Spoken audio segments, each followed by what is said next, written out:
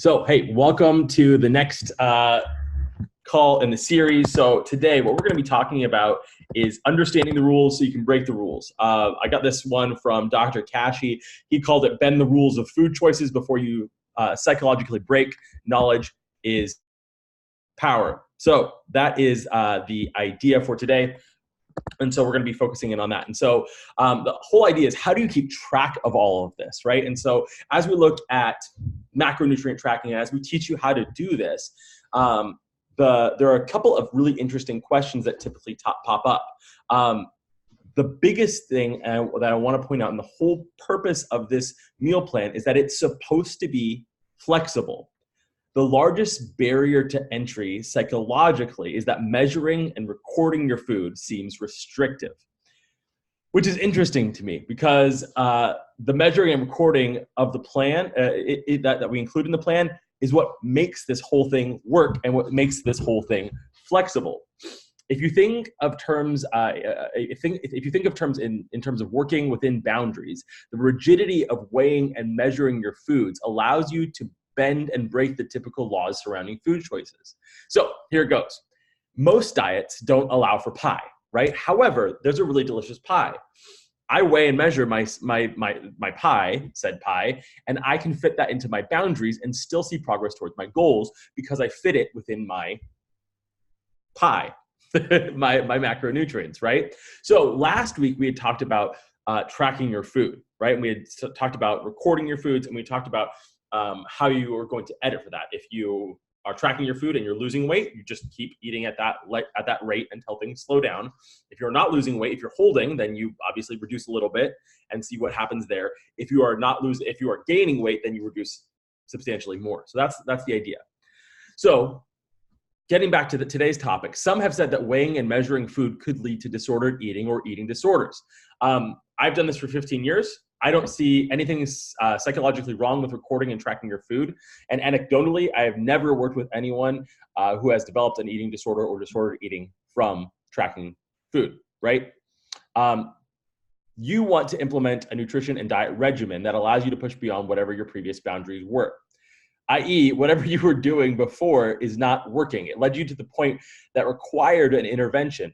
If you ate naturally, that got you here as well, right? So eating naturally or following a different meal plan did not get you to where you were going. So the premise is this: eating in an unnatural way, putting false boundaries around things, like keeping track of what you consume, is a good way to push the boundaries and make progress. So again, if you are eating naturally and you are gaining weight, eating naturally does not work. There's a fallacy in rhetoric.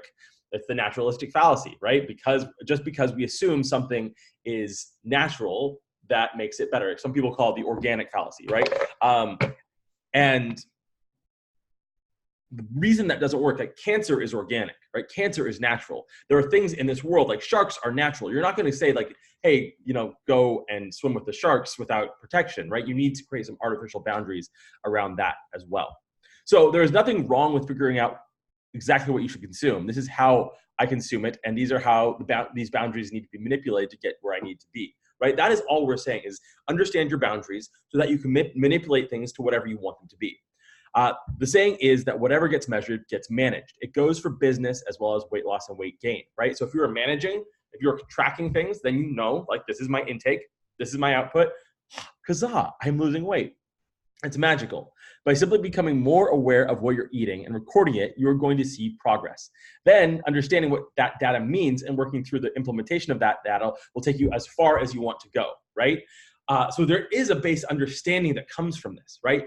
You must understand that if you are gaining weight, whatever you are recording or whatever you're putting in is not getting you there, right? Like, I had Chinese food on Saturday, destroyed me, totally wrecked me. I was up like 3 pounds. I had GI issues all day. I'm like, oh, maybe there's something in Chinese food that's messing with me. And I had sesame oil a couple months back. I'm like, oh, that messed me up too. Ding, maybe sesame oil is one of my triggers. And so as you take this stuff into account, like, I just finished one of these. This is a sea salt caramel, right? I don't know if you can see that, but it's a milk chocolate sea salt caramel, and it has 75 calories per piece, right? So there they are. They're almost gone because I enjoy these. And at 75 calories a piece, I can manage that within my day and feel satisfied that I had something sweet. So again, the whole purpose of this is once I've learned to manipulate my data, once I know what my data is and how that works with me physiologically, I can manipulate that to whatever I need it to be in order to reach my goals. Example again, last night, we had some great friends come over and they were bringing a soup, and I knew we were going to drink champagne, wine, and something else. It's probably brandy or something. They came over and I ate what I ate. I measured it. I drank what I drank. I measured it. And today I'm down 2 pounds. Magical, right? No, because I planned for that, right? I created a structure around my lifestyle because I knew that something was coming that I wanted to participate in. So this is the freedom that you get with tracking your nutrients, right? You don't have to worry about things anymore. There is no more nebulous like, ooh, but what is this? What about ketosis? What about that? What about this? No, it comes down to hard numbers and science as opposed to mythology. When we get into mythology, that is the creation of it's the creation of fiction surrounding food, right? And we talked about this last time. I've talked about it many times before. Keto, paleo, veganism, Pritikin, all of those are putting a false lens over the simple fact that calorie restriction works. So whenever you look through the lens of one of those diets, just remember they are trying to falsely create a calorie restriction for you. So that is the way in which we choose to implement a dieting system so that we have the most amount of freedom and you can go on vacation and not freak out. You can go to a wine dinner with your friends and not freak out because you understand, right? It's not about creating restriction for restriction's sake, like the Whole30. That is one of my favorite examples. People like at the end of it are usually like so exhausted by tracking their foods that they go off the rails, right? Or the keto diet, it has like a 98% failure rate. And so it is when you create such strict rules that you cannot be flexible, that you cannot do things that you enjoy, that's when things get messy. And so for our purposes, we want to have as much flexibility, as much freedom with our food as possible so that if all you want to eat is donuts and steak, you can.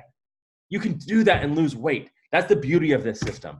So I hope that makes sense to you. For anyone live on the call, I'm going to open up my chat. If you guys have any questions, go ahead, pop them in the chat, and I'm going to take a look on Facebook to see if there's anyone who's asking questions there. I'll give you guys a moment to do that. This one's more of a rant, so it's okay if you don't have questions on it. Pulling this up. So it looks like we are clear of questions from our Facebook page. I have nothing in the chat. So remember, guys, the purpose of calorie restriction is not to restrict you. It's to create boundaries so that you can be free within those boundaries. I'll end with this. There's a famous study that goes something like this. There was a preschool first grader, doesn't really matter. There was a place with a playground. And this is during the 70s when there were a bunch of hippies. And the hippies decided, you know what, we're going to take away all the fences in this area so the kids can go play freely. There's a play structure, there's a building, and there's a big yard. So let's go ahead and we'll let them play freely. What happens is when kids are allowed onto the play yard, they stay very close to the building. They don't explore at all. They don't go on the playground equipment. They don't do anything. So what they do is they're like, well, okay, I guess we should probably fence this back in. So they put a fence up around the perimeter of the building, including some of the free land. And guess what? Kids are all over the place. The kids know what their boundaries are, so they can do whatever they want within them, right? When we as humans don't know our boundaries, like that is what creates obesity. That is what creates disordered eating, is because we don't live within boundaries that we've created for ourselves. So if you want to lose weight, understand what is your input, understand and track that daily, then understand what your output is. Output in our situation is weight, and track that daily. And then you just kind of look at the two and you say, oh, I'm losing weight, or I'm fitting into my clothes, or whatever the metric is for you. And as things get better, you get more excited, or you celebrate, and you continue to track and you continue to work towards that. So I hope that was helpful for you guys. I'm here for you. Pop me any questions that you have, and I would love to help you out. Anytime. Love you all. Peace.